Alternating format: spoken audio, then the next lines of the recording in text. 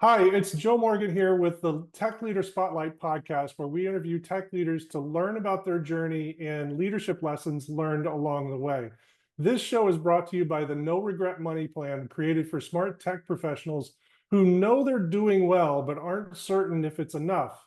We help you invest cash wisely, make the most of stock awards, minimize your tax bill, and create clarity and confidence so you can spend less time thinking about your money and more time living the life you want. If you'd like more information, look me up on LinkedIn. That's Joe Morgan at Best Financial Life. Today on our podcast, we have Jeff Lee, who is a software engineer at Stryker. Jeff is an experienced leader who specializes in discerning, translating, and showing the why for products and services. Thanks for joining us today, Jeff. Welcome, Joe. It's good to be here. Great. So I want to get your spin on that phrase, discerning, translating, and showing the why for products and services. What does that mean to you? Yeah, there's seemingly infinite amounts of products out there, and there's an infinite amount of needs. And so the question is, how do you bridge that gap? And there's a chasm between a great idea and reality. And so for me, through my experiences in lots of different arenas, both in terms of work, in terms of nonprofits, in terms of volunteer work, for me, how do you translate and make it make sense? I think maybe it's because as a child, I felt misunderstood. I don't like when anything's misunderstood. So from a product to say, well, what's the significance? And what's the why? And how do we translate something which may be seemingly complex and make it accessible to potential users, potential customers, and those who are impacted by the technology? It's interesting. So it's a really focusing on the customer or the end user and making sure that you're accomplishing what you want to accomplish, right? Yeah, I think it goes back to even back in my days at the University of Virginia, where I had a chance to take, was a revolutionary course at that time, usability engineering in the mid 90s with Randy Pausch. This is before he went to Carnegie Mellon and before he wrote his great book in terms of the last lecture, and really opened my eyes to user experience. Everything from how you open doors to how windows are designed. He would say that if you have if a door says pull, he's like, that's a user manual and that's a problem. And so we shouldn't need a user manual for a door. And for a lot of products, not that they're always self-evident, but to make them as self-evident as possible so that people can use them and receive the benefit that they deserve and should get. It's great. So let me ask you just one question about that. So you mentioned the pull as a manual. If it says pull, that's a manual, and we shouldn't need that. How do you know when you've accomplished this? Like, how do you know when you've actually translated well enough for your target market? That's a great question. It's through observation. I think that a lot of things are done in theory. I think if you go back before user experience and all of this came into being, people like me would sit in rooms and think, I know better. I know how the users are going to utilize this. And it's based on my own ideas. And we project our own working assumptions onto the world. And then we spend all this time and money designing and releasing a product. And then we realize no one knows how to use it. And so I think one of the best labs I did with that class was we had to go find a door at the University of Virginia, which we thought was poorly designed, and sit there and watch over 100 people try to utilize that door. And so there's a door in the psychology building. I was like, this is perfect, because you couldn't tell if you should pull or push it. You couldn't tell which side. The way that the hinges were, they weren't visible. And so I sat and watched 100 students come through, just boom, bang into these doors over and over. We had competition. I came in second. I'm kind of a competitive guy. So there was a door that was actually worse than that door. I thought I found the worst one. But I think by then designing, observing, and then as you iterate and see, oh, okay, now we have given them the right clues. They're able to use the door, whatever is equivalent to that door example. That's how you find out if it's actually working. Wow, it makes me wonder if the psychology department was doing an experiment where they put on a horrible door on purpose and where somebody else was observing. It's a cyclical self-feeding loop of insanity, but it worked. Yeah, that's great. That's great. Well, I mean, I think anybody who's been around tech for any period of time sort of knows the arc, right? We have really, really smart people go into tech, figure out these great things, figure out a lot of great things that were never really used or implemented because they weren't targeted at customers. And now, not just now, but really starting some time ago, this movement towards making things usable. I love that. I think that's great. So that goes to my next question, which is really about leadership. And I would argue in the early days there wasn't a lot of leadership in the tech space. It was a lot of smart people in a room throwing things up against the wall and figuring it out. But today, what does leadership in the tech space mean to you? Well, when I hear the word leadership, I mean, that word brings a lot of images and ideas to my mind, to everyone's mind. But leadership boils down for me to influence. And so the question is, what type of influence is being created and built up? And then specifically, what's the outcome of that influence? So when I think of tech and tech influence, what's being built, what's being created, what's being built up, and what's the impact? And because nothing's neutral, technology is not neutral. And so that's where the human element does come in. And I think really, if you look back, probably earlier, but in my mind, since the 1990s, you think about tech leaders, whether it's the specific leader, the CEO, or the leadership of a company, the culture they created, and then the products that came out were a function really of that person or that group of people.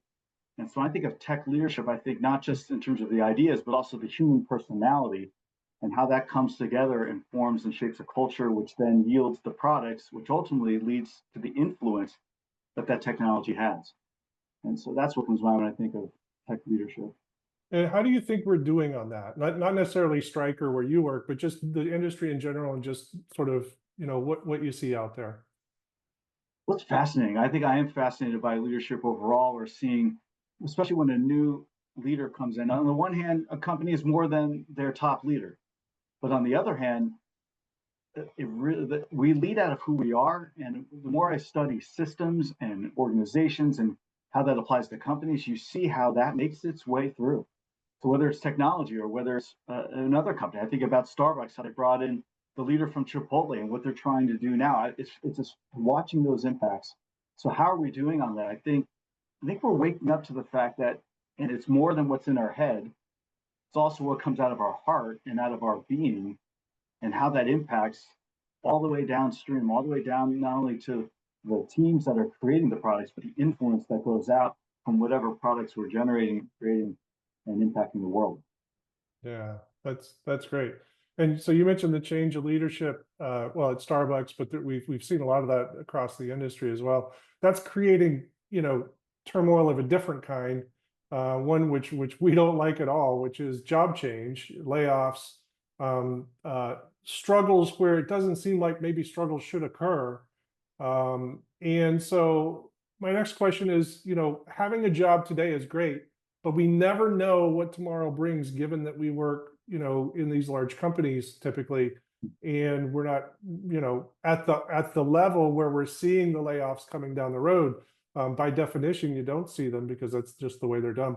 So for people who are working today, what can they do while they're in their seat, in their job, to make themselves more employable or more successful with the job transition, should that come through a layoff involuntarily?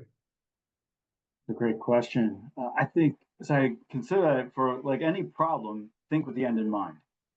And if the end in mind is not only to have a new role if you are laid off, but really think wider and larger, think with a bigger vision, and with the end in mind being, am I in a role where I'm bringing my best self to work?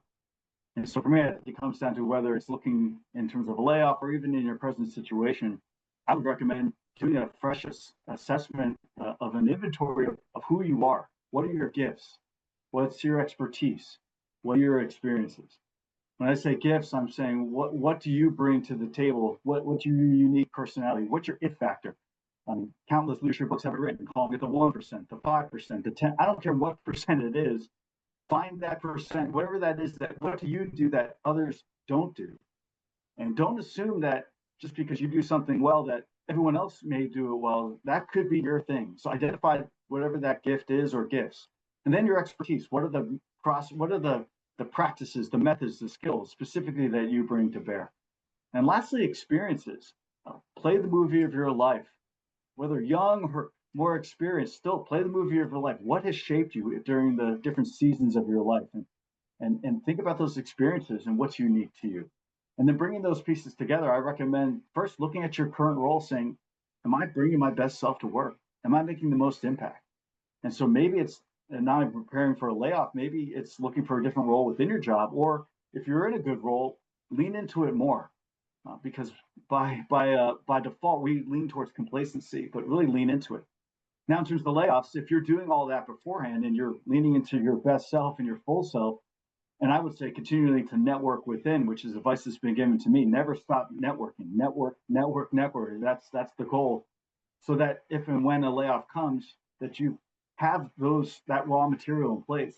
So that if and when you begin looking for a job, I had a career coach years ago, super helpful, said, think about 3 to 5 particular career paths that you may take. And from this book, Design Your Life, he said, come up with an Odyssey plan, come up with 3 different 5-year plans, and then chase companies in that area. If you do all of this work, then you're not all of a sudden waking up one day being, I'm laid off. What do I do? I need to talk to someone. You're way ahead of everyone else, specifically those who are laid off with you, to go after that next role. Yeah, I love that. That being proactive, I see a lot of people. The reason why I like asking this question is I see a lot of people, I don't want to say sitting on their hands, but really fretting about work layoffs, as opposed to, everything that you just said is about taking the initiative and finding the right place for you. And, not that, layoffs are always justified, but sometimes they are. And sometimes, it's a message that you're just in the wrong role. I went through this in my world about 10 years ago, and that's how I found my way here, which I'm very happy to be. But so it's not just, tied to the tech world, but having that initiative to do what you need to do to find the right place. Your very first statement was, am I in the role where I'm bringing my best self to work? And I think that is just so critical. Yeah. So, okay. So let's think back about the last 5 years and really thinking about your personal experience in the tech world. If you could go back and give yourself some advice, what would it be? I think I would give myself the advice that someone gives me when I did go through a job transition, which is action begets action. What I mean by that is I was in a situation where I was making a career transition and I was struggling to find a new role. And I was kind of down to myself. And he got in my face. It was a friend who was willing to speak the truth and said, you need to stop just updating your LinkedIn and having coffee conversations, and you need to get out and get your hands dirty.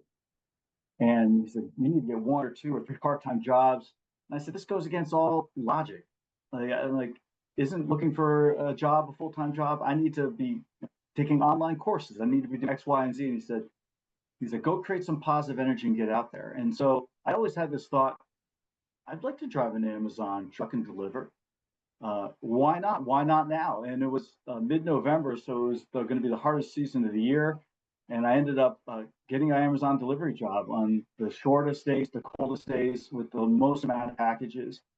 And Joe, let me tell you, he was right, because the action led to more action and movement led to more movement. And what that allowed me to do is it gave me purpose every day. It gave me energy. I was able to meet all kinds of people I normally would never have met before and get something done every single day. And in fact, when I came home, yeah, I was physically tired, but I was fired up. And also there was a little bit more motivation after delivering 300 packages in the dark and rain to look for a job, right? So at night I would network, I would reach out, it was almost like I had doubled my energy as opposed to cutting it in half.